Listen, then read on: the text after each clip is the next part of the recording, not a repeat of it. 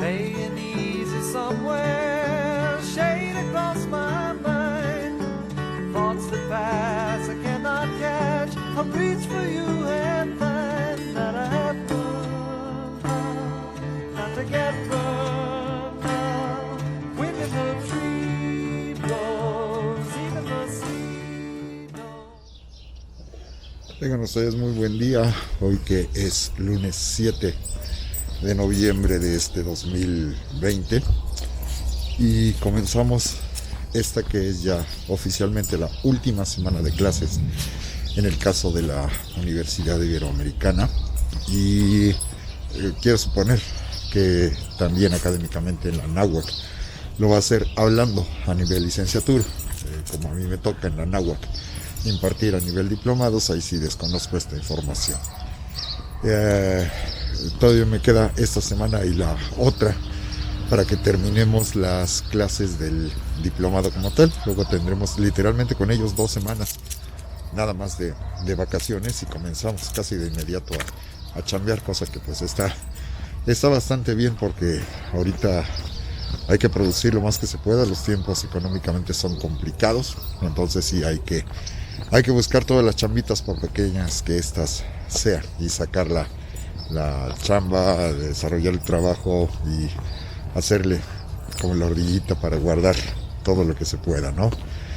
Vengo utilizando ahorita el Rode, el mango de extensión con la cámara, la DJI Osmo Pocket, el primer modelo que salió. Y ahorita le he colocado un filtro de densidad neutra. Un segundito, me acabo de percatar un detalle. Ahora sí, ya me he acomodado mejor.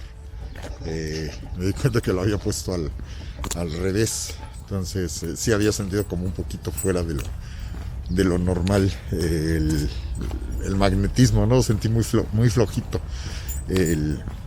al momento de poner el lente, y hasta ahorita, como salí ya está oscuro todavía ahí en el lobby, pues no lo distinguí hasta ahorita que ya tenía los rayos del sol completamente claros, ¿no? Entonces en este sentido es que estamos ya saliendo a caminar, haciendo ahora las pruebas. Estoy haciendo una modificación, ahorita sí no lo estoy dejando en el 4K, ahorita lo estoy dejando al 2.7, también checando el proceso del rendereado, que son muchas cosas las que uno no sabe o identifica cuando se mete a este proceso ya de la grabación, y pues esto es lo que hace comprensible que muchos compañeros profesores no quieran tomar en consideración muchos de los detalles que implica pues el meterse al proceso de edición y toda esta serie de cositas que a mí sí me gustan en lo particular, pero que sí son laboriosas de estar trabajando, sobre todo cuando uno tiene una sobrecarga de trabajo académica bastante más fuerte y notoria. Lo que habíamos comenzado a platicar desde la sesión anterior fue acerca de las generaciones, ¿no? En el mundo occidental, como tenemos esta tendencia a hablar de generaciones, y cómo... Okay, a ver, nuevamente, otra vez se quiere descuadrar esto. Aquí se está dando un poquito más de problemas al momento de hacer el seguimiento. Estamos en proceso de dar vuelta, y como no tiene activado el seguimiento de rostro, porque creo que no identifica ni siquiera el rostro, a ver, voy a hacer el acto de tratar de encuadrar. Vamos a ver.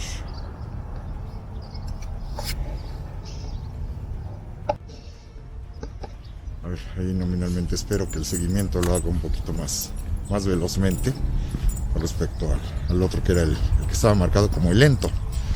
Ok, vamos a ver qué tal lo llega a hacer. Decía entonces que estábamos hablando de las generaciones, de que solemos manejar de una manera un poco floja cuando tratamos de definir lo que son estos procesos de adaptación al contexto de una manera grupal,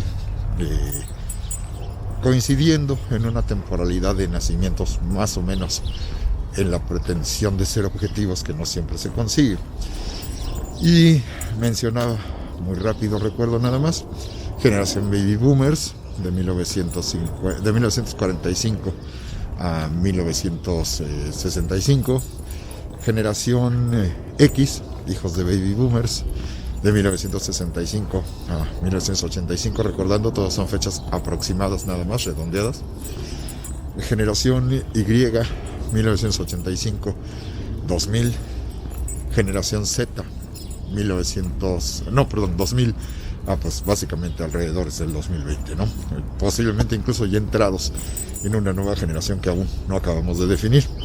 Y recordando nada más que las dos últimas generaciones, en el caso de la generación la generación Y, sería la que identificaríamos como los millennials, a los que les toca cerrar el milenio, y la generación centennial, que serían a los que les toca iniciar el nuevo siglo, ¿no? Esencialmente, estas son las que manejamos. Pero comentaba que cuando me puse a estudiar un poquito más algunos documentales serios con especialistas, sociólogos, antropólogos, feministas, que analizan la característica de esta generación que se vio como la del cambio en su momento, la generación de los baby boomers, me llamó la atención que había varios conceptos de lo que se supone que les caracterizaban y que pues yo notaba e identificaba más bien cercana a la mía, recordando que yo soy X, pero también algunas de las cosas, tanto positivas como negativas, que llegamos a ver de las generaciones más recientes, en el caso de los millennials o en el caso de los centennials, resulta que también encontraba otra serie de características que van a ser similares, ¿no? O el hecho de pensar que porque ya nació la nueva generación, ya desapareció la generación anterior. Y me gustó mucho el cierre de este segmento documental, que así se llama literalmente Baby Boomers, y que venía acompañando a una muy conocida y famosa serie de televisión, que es la de Mad Men. Recordando que Mad Men se contextualiza justamente en el periodo de finales de los 50, inicios de la década de los 60, ¿no? Entonces es muy comprensible que se trate de hacer el análisis de lo que esta generación representó, porque es el punto en el que los baby boomers están chocando como jóvenes, están chocando con las decisiones que los adultos jóvenes, incluso todavía en aquel contexto, en aquel contexto de la década de los 60, pues ellos van a llegar a cuestionar a su vez a las generaciones anteriores, ¿no? Entonces, en el caso de, tomando como base esta misma serie de televisión que menciono, el personaje principal, que es Don Draper, él ya es adulto para cuando, por ejemplo, está desarrollando la guerra de Corea.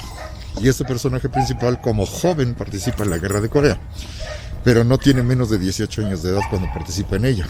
Y como ustedes saben, la guerra de Corea dura entre 1950 y 1953. Por lo tanto, por generación, a Don Draper no le tocaría pertenecer a la generación de los baby boomers, sino más bien sería de la generación anterior, de la Great Generation dichosa, a la que le tocó vivir en conciencia las guerras y el proceso de recuperación, ¿no? Entonces él, en la característica que tiene, es un personaje duro, es muy trabajador, es sumamente dedicado a su trabajo, piensa en pues ganar todo el dinero que sea necesario, pero también como pues parte de la sociedad, del género humano, pues él también tiene sus apetencias, él también tiene sus debilidades, y él también pues cuando puede tiene la familia perfecta, tiene una mujer hermosa, tiene unos hijos preciosos, pero está ausente, todo el tiempo está ausente porque se la pasa trabajando todo el tiempo.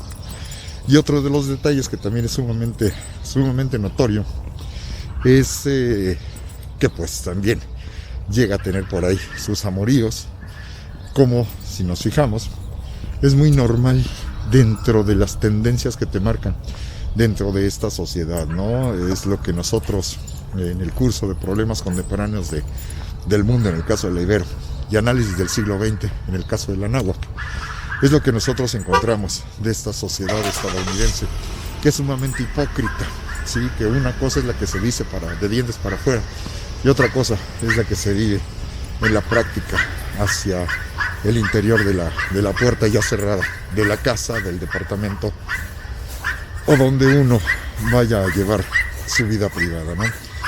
Es muy notorio al inicio de la serie que se te plantea pues, prácticamente cómo este personaje tiene la familia perfecta. Es un alto ejecutivo sumamente respetado.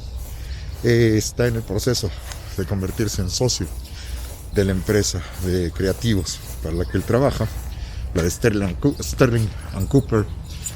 Y notas que aparentemente todo está bien, pero la esposa la ves como todo el tiempo pegada al cigarro, todo el tiempo tomándose una copita, nada más una copita de alcohol, y la ves siempre como que algo no está bien, ¿sí?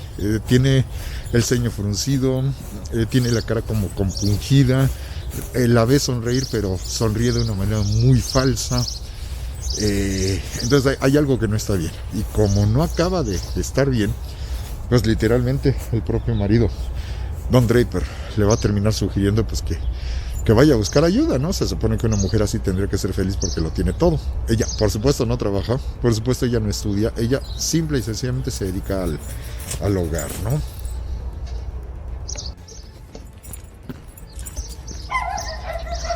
Entonces, cuando uno analiza además el resto del entorno, hay otros personajes que también van a ser muy peculiares y que distinguen esta sociedad que se supone que es pues lo que nosotros escuchamos en labios de gente como Ronald Reagan o de gente como Bill Clinton. Estados Unidos perfecto, ¿no? Que todo funciona maravillosamente y que no hay absolutamente ningún problema dentro de esta cultura y dentro de esta sociedad. El problema es que cuando tú analizas, decía, el caso del propio Don Draper, cuando te fijas en los otros personajes, como es el caso de Peggy Olson, una joven, ella sí estaría más cercana de pertenecer a esta parte de la generación de los baby boomers. Es una joven de clase media baja que tiene la oportunidad de empezar a desarrollarse como secretaria. Por supuesto, en el contexto de aquella época, las mujeres tienen pocas oportunidades de desarrollo profesional, aunque ya lo tienen comparado con otras épocas. Pero la tendencia habitual es a que la gran mayoría van a terminar trabajando para una oficina, presidida por supuesto por varones, una oficina que va a recibir una gran cantidad de ayudantías, ¿sí? Es decir, necesitan secretarias. La otra opción sería trabajar de enfermera, la otra opción sería trabajar de maestra, ¿no? Ella no tiene la preparación suficiente ni la capacitación como para ser enfermera, para ser maestra. Pues la otra opción que tienen es convertirse en secretaria, ¿no? Y es de estas secretarias que son muy rectas, que son muy honestas. Es muy jovencita, no tiene nada de experiencia, todavía para muchas cosas es muy ingenua. No tiene la belleza física que van a llegar a tener alguna de sus compañeras. Ese es el otro personaje que quiero mencionar en un momentito más. Pero lo compensa con lo compensa en aquella sociedad en donde son las llaves que las mujeres aprenden a utilizar para conseguir algo en un mundo completamente controlado por varones. Y Peggy lo compensa con una alta eficiencia en su labor de secretaria, que ella pues a lo que va, ¿no? A chambear, a trabajar y a hacer lo mejor posible su labor. Y a ella la terminan designando como secretaria de Don Draper. Y ella pues evidentemente trata de llevar la relación profesional lo mejor que se puede y trata de no llevarse con el resto de la gente. Ella a lo que vaya a cuidar los intereses de su patrón. Y por ahí, por ejemplo, es muy evidente uno de los capítulos muy ricos de analizar. Un capítulo en el que es principios de noviembre, es el primer martes de noviembre de 1960. ¿Y esto qué significa? Son las elecciones en Estados Unidos, ¿no? Entonces todo el ambiente está rodeado de esta visión de que si ya fueron a votar, por quién votaron. Y ahí llama la atención que muchos de ellos son de tendencia republicana. Están a gusto, es comprensible, con la forma en la que Estados Unidos se ha ido desarrollando y creciendo. Están a gusto con el presidente que ya terminó su periodo de 8 años, en el caso de Eisenhower. Y ellos confían en que abiertamente el que va a ganar va a ser el vicepresidente de Eisenhower, que ahora está nominado por los republicanos y que es ni más ni menos que Richard Nixon. Y el contrincante con el que luchará, pues nosotros sabemos, ¿no? Va a ser John F. Kennedy, que representa una imagen de cambio, una imagen de mayor dinamismo, una imagen de intento de renovación para corregir lo que la generación anterior no ha sabido, no ha podido, no ha querido hacer. Pero desconfían de él porque es hijo de papi, es hijo de familia rica, él no ha tenido que trabajar para sobrevivir en toda su existencia. Y además, pues, de lo que más se le acusa, sí, el señor es senador, él ha llegado a ser senador por allá por Massachusetts, pero pues adolece de todo tipo de experiencia, ¿no? Entonces es muy notorio como la tendencia mayoritaria es a referir que el que va a ganar de calle las elecciones va a ser Richard Nixon. Y allí Don Draper termina el día laboral, se regresa a su casa y no acaba de treparse al elevador, no acaba de cerrar la puerta del elevador y ya gritan los empleados, ya se fue, ¿no? Y en ese momento comienzan ellos la entrecomillada fiesta de seguimiento de los resultados electorales, ¿no? Que termina pues literalmente en una pachanga, que termina inclusive pues con muchos de los ejecutivos acostándose con las respectivas secretarias. La única que no quiere participar de ninguna manera, que se la pasa todo el tiempo trabajando, es Peggy. Incluso Peggy se convierte en un obstáculo porque se les acaba muy rápido el alcohol y saben que en la oficina de Don Draper hay alcohol, nada más que pues tienen que pasar encima de ella para poderlo conseguir. Varias costumbres que ahorita serían absolutamente, son absolutamente reprobables, como la de que se pongan a perseguir los ejecutivos a las secretarias para levantarle las faldas y ver de qué color tienen la ropa interior, ¿no? Y las secretarias que se lo toman como parte de un jueguito, y que nosotros vemos pues como esa sociedad está sumamente clavada dentro de esta visión de esta doble moral. Hay uno de los ejecutivos que cuando están diciendo, no, pues ahorita que se vaya Don Draper, pues vamos a poder jugar lo que queramos, después nos vamos a ir a un bar y vamos a ir a chupar y vamos a ir a ver mujeres, y uno de ellos es recién casado y cuando le dicen, no, pues es que vamos a ver cómo te vas a soltar, el otro se le queda viendo al compañero y le dice, no, yo no voy a hacer eso. ¿Cómo de que no voy a hacer eso? De que, oye, espérate, soy casado, ¿no? Y el otro se le queda viendo con cara así, ay, no manches. Y efectivamente ni siquiera tuvieron que ir a tomar en ningún lugar. Terminó dándole un beso de esos de juego, entre comillas, a una de las secretarias, y como la secretaria ya tiene sus alcoholitos encima, se llega y le responde el beso de manera bastante intensa. Terminan de darse el beso, la secretaria se hace para atrás y es la clásica respuesta programada para las mujeres decentes de aquella época, ¿no? Eso las mamás se los insistían mucho. Perdón, es que ya estoy un poquito tomada. Es que no se repetirá porque no sabía lo que estaba haciendo. Pasa de la otra, dice, con permiso, de aquí soy, y órale, ¿no? Pues, evidentemente terminan acostándose en la oficina. Y en la mañana ya se despiertan por el frío, se despiertan porque empieza el bullicio de la ciudad nuevamente, y se ve como ellos están vestidos. Se terminaron quedando dormida ella encima de él. Él despierta primero y pues se da cuenta de, ay, en la torre, yo ya ni siquiera llegué a mi casa, ¿no? Y ya la despierta, la otra se queda así de, ay, en la torre, perdón, es que no supe qué fue lo que pasó, pero de aquí no va a salir, yo no le voy a decir absolutamente a nadie, esto no representa ningún problema, y por supuesto, esto no implica un compromiso, ¿no? Esa base de pensamiento, esa estructura de pensamiento, que no, evidentemente, no fue él quien se lo enseñó a ella. Y ella está reproduciendo el patrón de lo que en la familia solía manejarse grandemente, ¿no? Las chicas decentes no hacen eso, los hombres están para proveer. Hay el comentario de una de ellas, justamente cuando están cazando a las chavas y se les están echando encima para revisarles la ropa interior, porque los otros hasta se la pasan haciendo apuestas. Una de las secretarias, ya de un poquito más de edad, no tan grande, pero más grande respecto a las más jovencitas, está parada junto a Peggy, que están viendo lo que está ocurriendo, pues no lo aprueban, ellas no, ni siquiera están dispuestas a participar. Y la compañera le dice a Peggy Olson, híjole, y pensar que yo pensé que aquí también iba a poder conseguir marido, ¿no? Esta serie de comentarios te permiten ver, y por eso tomé este capítulo y lo edité y ya lo incluí como parte de lo que los chavos tienen que revisar cuando se vuelva a dar ese curso. Implica la revisión de esta estructura de pensamiento de la sociedad patriarcal, en donde las características de la misma son reproducidos no nada más por los hombres, sino también son reproducidos por las mujeres, por las enseñanzas que recibieron en la casa, ¿no? Y mucho de ello pues fue justamente lo que enseñaron papás ausentes, que dicen, esto es lo que tiene que ser, se va a ir por aquí, se va a ir por acá, y no se puede ir por acá. Y la encargada ya de velar por esos detalles, pues es la esposa, ¿no?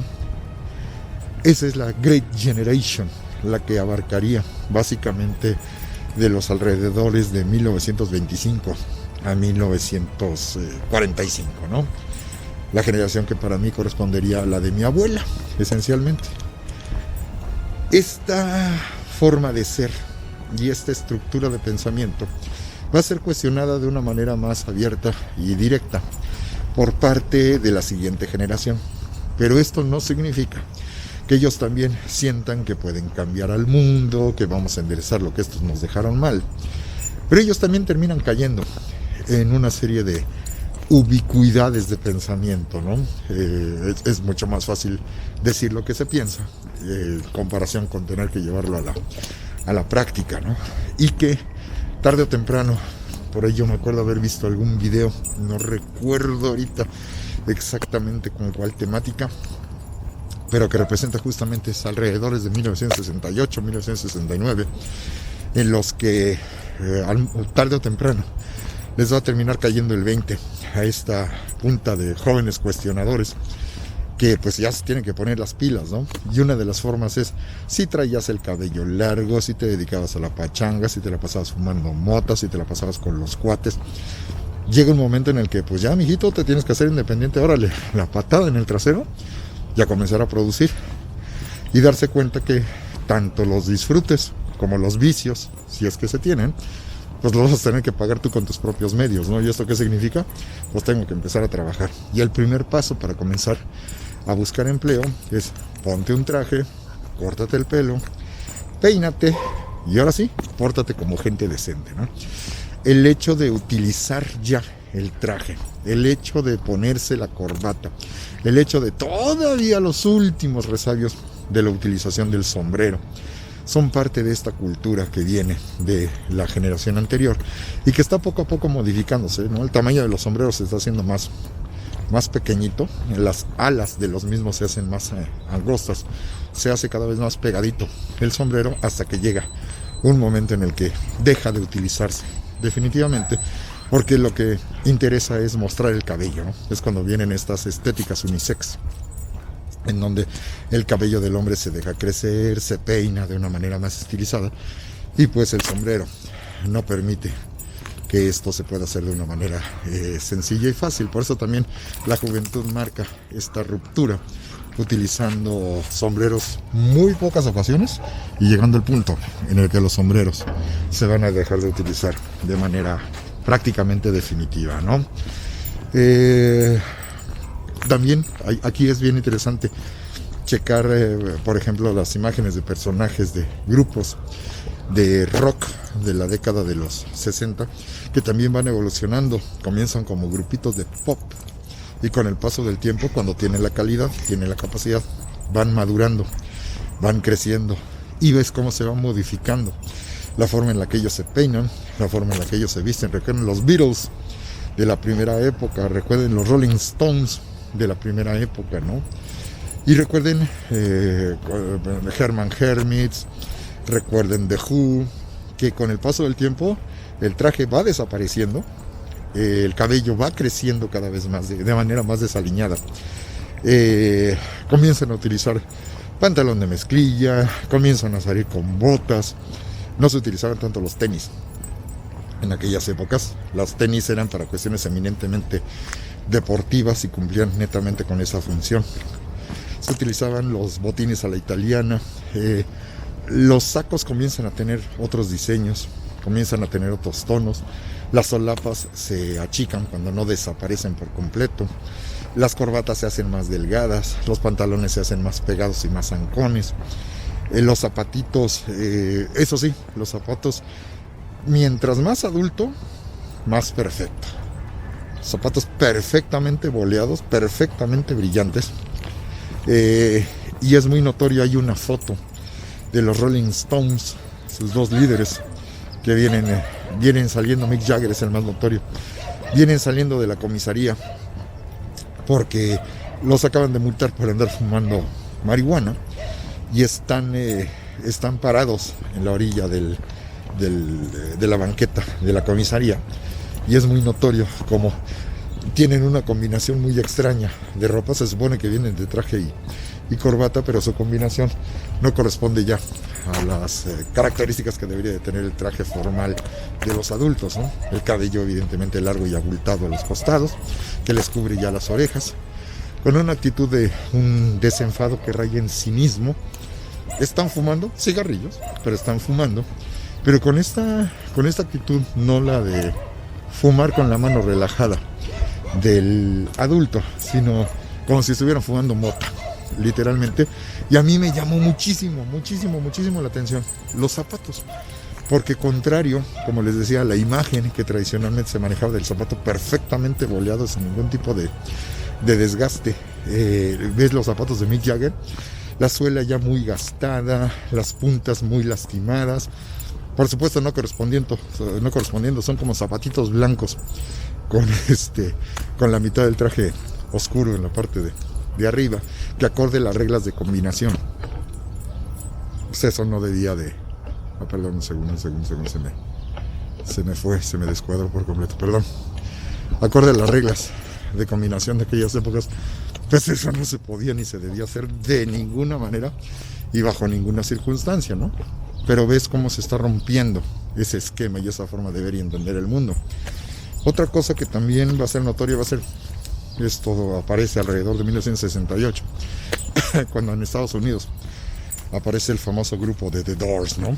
Y allí nosotros ya notamos cómo es una actitud bastante más libre, bastante más desenfadada. Yo no recuerdo, no es que no lo haya habido, pero yo no recuerdo haber visto en los momentos de mayor fama, de los mejores conciertos o presentaciones de los Beatles, yo no recuerdo a Jim Morrison vestido de traje, ¿sí?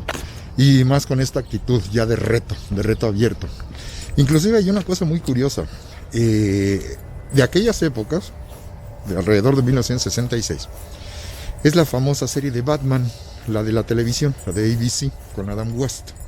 Para los que no ubican, pues el Batman panzoncito, el de mallitas grises y con el Robin al que siempre le estaba enseñando cosas moralmente éticas, etcétera, ¿no? Hay un capítulo que se puede encontrar en YouTube, un capítulo en el que, no sé, por alguna razón, alguno de los villanos logra afectar el comportamiento de Robin, y Robin empieza a comportarse como un rebelde sin causa, literalmente. Y él, tú lo que notas es que tiene ya una actitud, es muy notorio, una actitud de desenfado, de reto, de cuestionamiento, y que hay momentos en los que, como ya no le hace caso a Batman, reta directamente a Batman, nada más con el hecho de cuestionar su autoridad, y Batman lo ves con una desesperación de no saber qué hacer, ¿no? Y al otro lo ves que se quiere meter a un bar, quiere tomar, quiere bailar, se anda ligando a las chavas, etcétera, donde es bien notorio ese cuestionamiento y ese miedo que le tiene la generación anterior. Ese Batman, el Batman de Adam West, representaría justamente a la generación anterior, ¿sí? O a las primeras etapas de los baby boomers, ¿no? Y Robin representaría justamente a estos chavos que son los baby boomers, los más chavitos y los más cuestionadores del modelo y del sistema. Otro ejemplo de serie de televisión donde es muy notorio cómo se mantiene esta línea de conservadurismo de parte del adulto consciente, un tanto joven, pero ya no es un chavito, que habría nacido en la generación anterior. Sería el Superagente 86. Y en el caso del Superagente 86, el más claro testimonio de la generación anterior, de las primeras etapas de la generación anterior, sería el jefe, ¿sí? El jefe, que es un señor ya maduro, calvito, de voz muy fuerte, de un genio intratable y que quiere resultados inmediatos absolutamente para todo, ¿no? Y el otro personaje todavía respondería a estas características, pero con una incapacidad brutal. Ese es el caso de Maxwell Smart, pero que, se fijan, siempre está perfectamente vestido, siempre está perfectamente trajeado y sigue los convencionalismos sociales de la época, aunque de una manera bastante bruta. Y es su pareja, en este caso la 99, la que representaría a esta etapa todavía de las últimas de la Great Generation, que ahorita serían nuestras, en el caso de la gente de mi edad, reitero, que ahorita serían nuestras abuelas, y que a ella a la vez joven, en aquella época podríamos calcular que para los años de 1965 a 75, tú la puedes ver como una joven de alrededor de 25 a 30 años de edad, y que tiene una peculiaridad: es una mujer profesional, es una espía de alto nivel, de alta capacidad, pero que siempre se somete a lo que el hombre al que ella admira y termina amando, siempre se somete a lo que el otro, aunque sea un idiota redomado, lo que el otro siempre dice, o que el otro siempre hace. Y ella incluso es muy notorio, físicamente ella es más alta que él. Y ella misma hace la broma de que en todo Hollywood, posiblemente la única actriz que no tenía callos en los pies, sino que tenía callos en los tobillos, era ella, porque todo el tiempo tenía que estar doblando las coyunturas para que no se viera notoriamente tan alta con respecto al personaje de Maxwell Smart, ¿no? Y ella, siempre que se resolvía algún caso, ella siempre terminaba concediendo y aceptando que el genio que lo había resuelto era el propio Maxwell Smart, además que presumía de su superioridad en ese sentido, ¿no? Pero a final de cuentas es la anónima. Ella no es una mujer que tenga nombre, ella es simple y sencillamente conocida como la 99, ¿no? Y recuerdo, me parece que es en el primer capítulo donde ellos se supone que ya están muy cerca de la muerte, y pues se asinceran los dos, y ella pues ya viendo que las cosas están bien duras, pues dobla las manitas, ¿no? Y Maxwell Smart también, y pues pensando que se van a morir, él le termina declarando literalmente su amor, y es evidente como ella también moría, se derretía de amor por él. Pero ese plano a ella no le correspondía, es al hombre al que le toca declararlo, y la mujer, aunque se esté muriendo, no puede decir absolutamente nada. Y se dan su primer beso. Pero hay un guiño ahí un poquito especial a lo que son las costumbres de aquella época, porque se supone que ambos están disfrazados de Charles Chaplin, y los dos traerían su bigotito y vienen de pantalón y de bombín.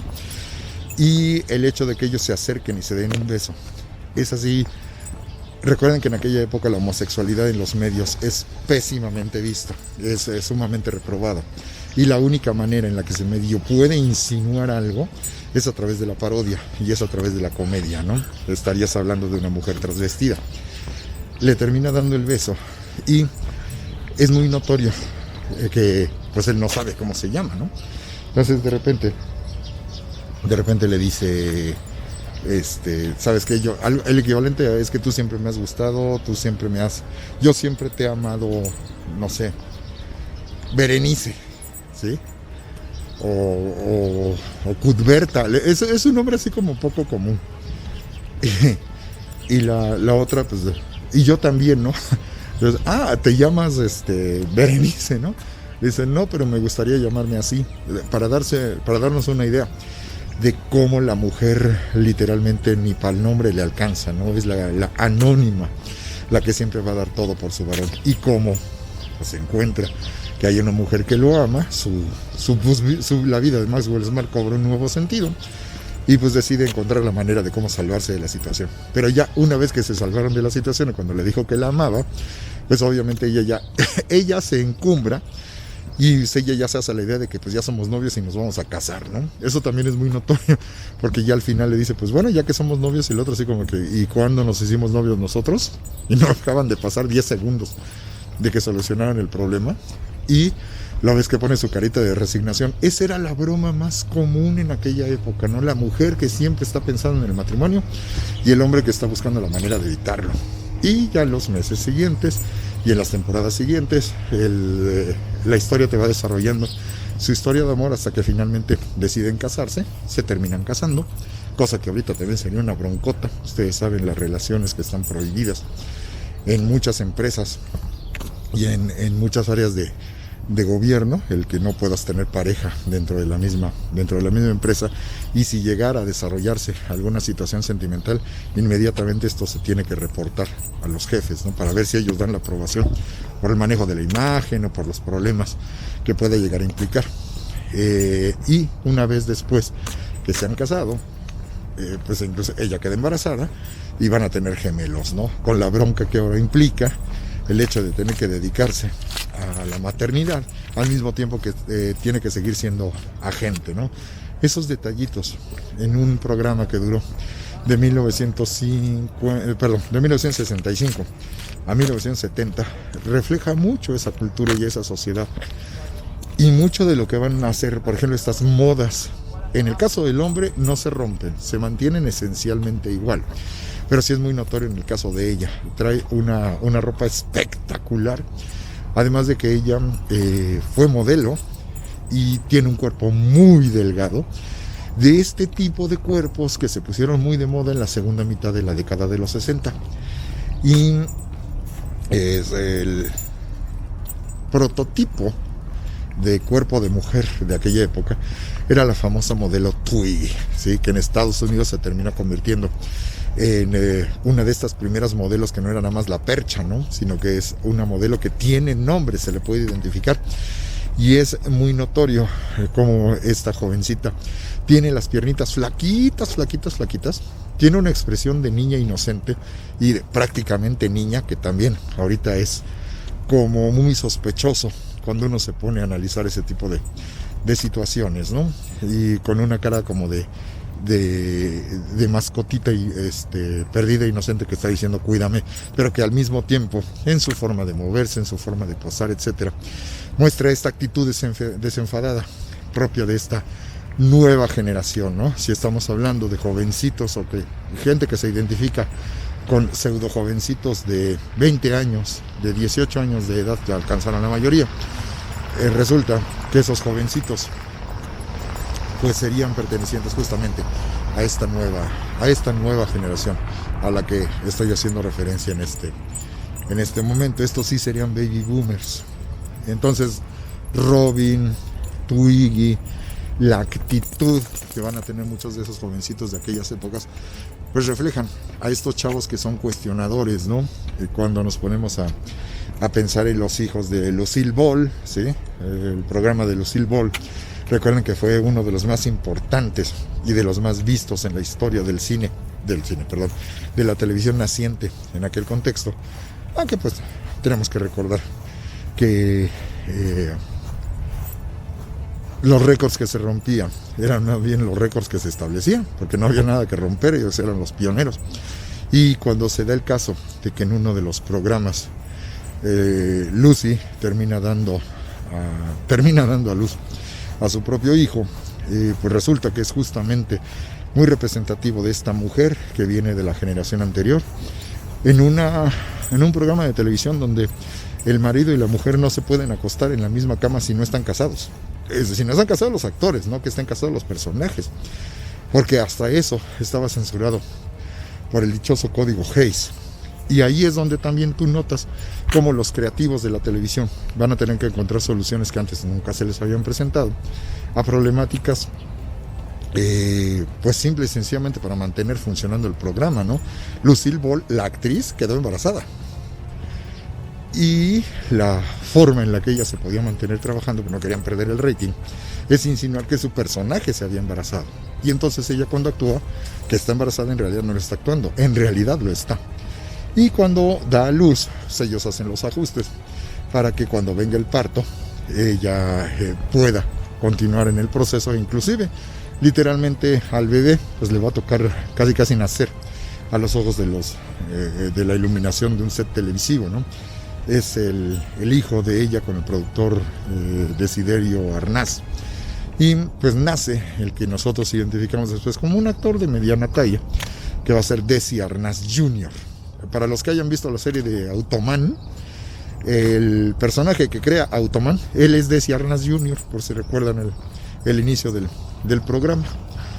Él es hijo de la famosísima Lucille Ball, y que ya él pertenecería a esa generación de los baby boomers, ¿no? Que ya cuando él tiene, ya serían, si él nace por ahí del 58, más o menos, 58, 68, 78, 88, estaría alrededor de los 30 años o poquito menos de 30 años de edad cuando viene la famosa serie de Automan, ¿no? Que marcaría ya el final de la etapa de desarrollo de la generación X. Ese sí ya sería generación X, ¿no? Y que propiamente a esa generación X, que es la mía, nos tocaría vivir el mundo que nosotros identificamos como la década de los finales de los 70 y sobre todo nuestra década, que va a ser la década de los 80, ¿no? Y que implica también otra modificación y otro cambio de actitud generacional conforme va pasando el tiempo.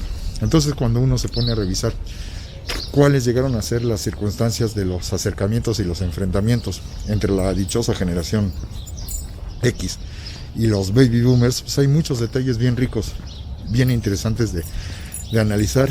La música también va a ser muy representativa en ese sentido, y yo siempre se lo he dicho a mis alumnos, es muy curioso notar cómo los de la Great Generation, que se la pasaron bailando como locos swing, a ellos que tanto les censuraron sus propios padres, los de la generación anterior, que se movieran esos ritmos locos, que utilizaran ese tipo de modas extrañas, esos que se volvieron locos bailando swing, 20 años después se ponen muy locos, pero al revés, cada vez que ven a sus hijos bailando rock and roll. ¿Cómo se van a dar esos cambios? Lo remarcaré en las siguientes pláticas que tengamos por las mañanas. Que tengan ustedes muy buen día.